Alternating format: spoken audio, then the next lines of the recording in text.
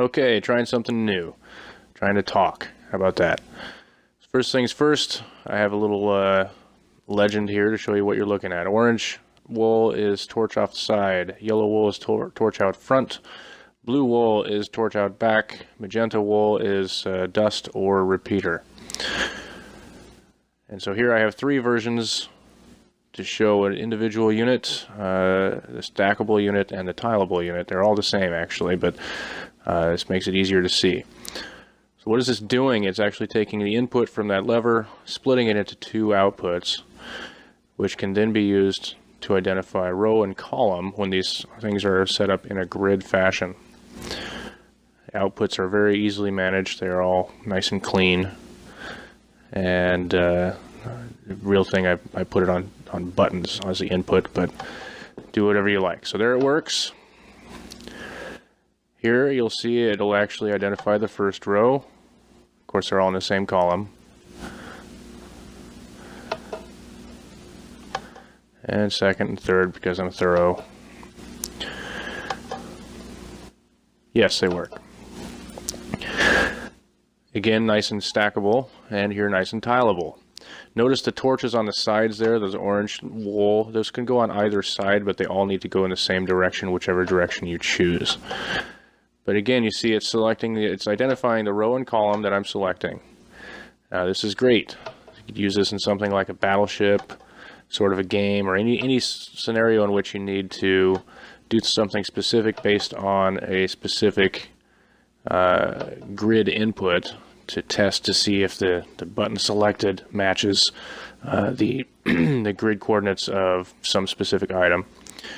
Or, as you'll see later, it also has a different function, which is actually the inspiration for it.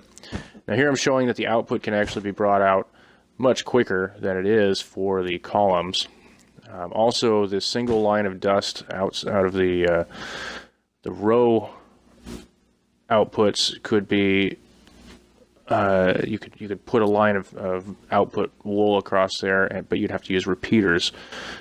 So do that if you want, I guess.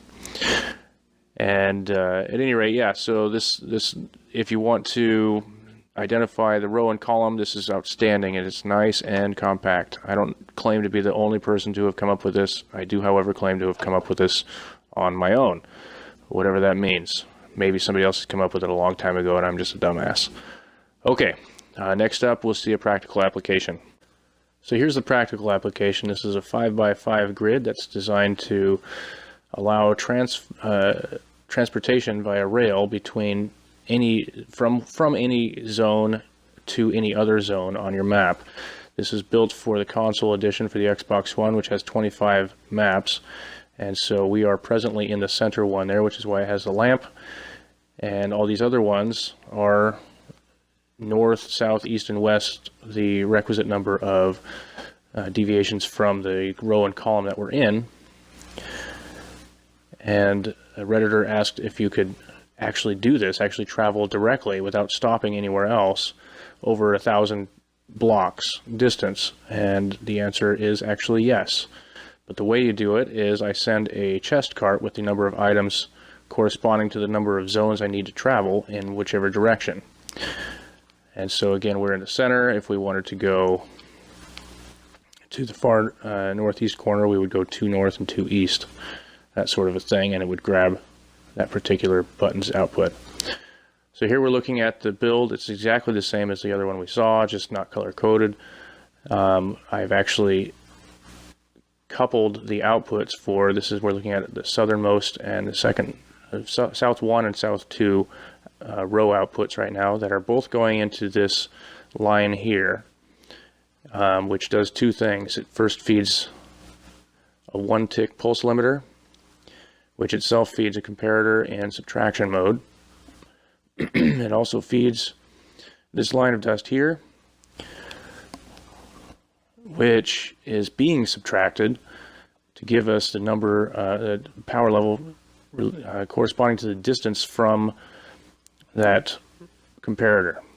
And that gives us a number of pulses that we need to output the right number of tokens for the way that the chest cart works. It actually gets us to where we need to go. So we have 0, 1, 2, 3, 4. 0 is there. Going into that comparator. 0, 1, 2, 3, 4. These are the values that are actually output by the comparator there in subtraction mode. And that feeds into a comparator clock, which outputs pulses. And so that'll give us, because of the way these are set up, it'll give us either 2 or 4 one-tick pulses. And so, yeah, 15 minus 13, or 11, is 2 or 4. So we get 2 or 4 one-tick pulses into this pulse limiter, which is actually on a 2-tick delay. So it actually gives us a 2-tick pulse, and because of that, it ignores one of the half of the ticks that it gets, or the pulses that it gets.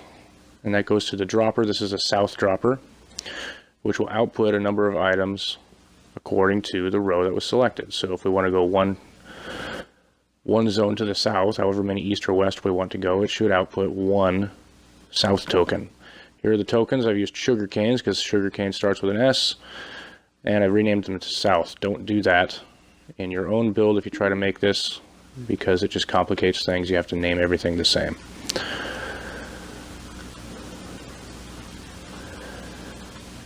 And so, maybe we want to see this thing in action.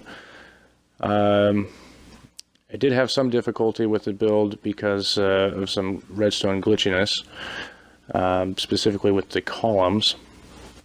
But I think I've got those managed now because of some of the extensions that I've done and the addition of these extra pulse limiters and whatnot. So maybe let's get to a demonstration so you can see what exactly this thing is doing, and why I think it's so damn cool. All right, thanks. Just a second. Okay, so how about a demonstration? So this particular design, the whole point behind this was to showcase the transportation system. And one of the things that comes out of this, I need to dispense items to send me to where I need to go. Those go into these droppers, and they drop down into the chest cart. The chest cart then is sent ahead of the player, and that and the tokens inside of it that determine where you're going actually determine where you and it go, and they're deposited via these filters each time it crosses over one. Alright, so each one of these droppers again has the tokens already in it. I've used sugarcane, netherwort, spider eye, and wheat seeds because they all start with one word of them starts with the letter according to the direction, so I'm clever.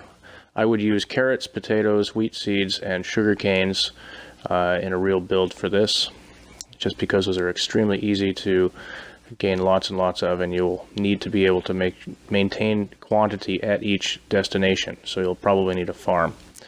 So what's happening is that each of these items are deposited into this chest cart. The reason for all this delay is because it takes so long to drop them in, and some of them will need 4, and so it will take a while for any of that to happen. So the cart travels over this filter if it has the item corresponding to that filter. So this is a northbound filter. It will steal 1, trigger the filter, also send signal to this memory cell, which will flip the switch and send the cart down the northbound track. If it doesn't, it'll continue on to this one, which is the southbound, to see if it needs to go south. And it does the same thing. It sends it down the southbound track, and here's east, and then west. And as the cart, so assuming the cart needs to go north, it's sent down the northbound track. Remember that memory cell set the switch. This detector rail will reset it. Now in a real application, since you'll be following in your own cart, you don't want the chest cart to reset that. You would actually need to use something like a suspended tripwire hook to reset that switch, which is actually what I've done in the player test version that I've made, which I won't be showing today. But at any rate, it's very simple to do. You just replace the detector rail with a tripwire. So if there's no items left in the chest cart, it would go all the way through this, by the way, as that last one was the westbound switch. It would go all the way through to come back into the home station, which is where we are here. So if we hit that, again, we have to wait. Just in case we're dispensing up to 8 items, we have to wait to give there enough time for it all to reach the chest. The chest goes all the way around. It doesn't turn on any of the directional switches because it was told to go home. And there it is. Okay, so demonstration part 2. We're going to go ahead and see what happens when we select 2 north and 1 west. We should see it loop around the north track twice and the west track once. Of course, once it's given enough time to let the tokens dispense. There's 1 north, 2 north, and all the way down at the end 1 west. Then loop it through one more time. No more destinations. Go ahead and park. Perfect. Maybe 1 south, 2 east. So that they all work. You can also watch the switches and you can see that they're resetting as it goes over the detector rail. Remember that south and then 2 east. There we go. Remember that with a player in the following in a cart, you don't want to use a detector rail unless you have it on a T flip-flop. You could also use, like I said, the trick with a suspended tripwire. Now this particular line, of course, with all these loops, is only for demonstration purposes. In a real deal, each station would have 1 set of these filter lines, and then immediately go directly through those to park. So if none of those switches were tripped, you would just go park at that station and await whatever, disembark as it were.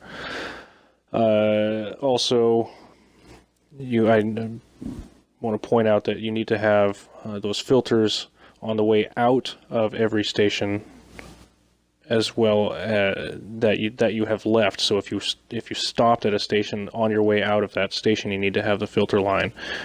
And in addition, you need to have filters on your way into the station so that you can avoid it. So there's plenty of ways you could think of probably to combine all those into one set of lines. But suffice it to say, you need to make sure that on the way out of a station, you need to remove the items. Otherwise, it wouldn't know which direction to send you initially. Anyway, that's all I got. I think this is awesome. Shout out to Redditor Garadell, who gave me the inspiration for this. And I hope you enjoy. Thanks a lot.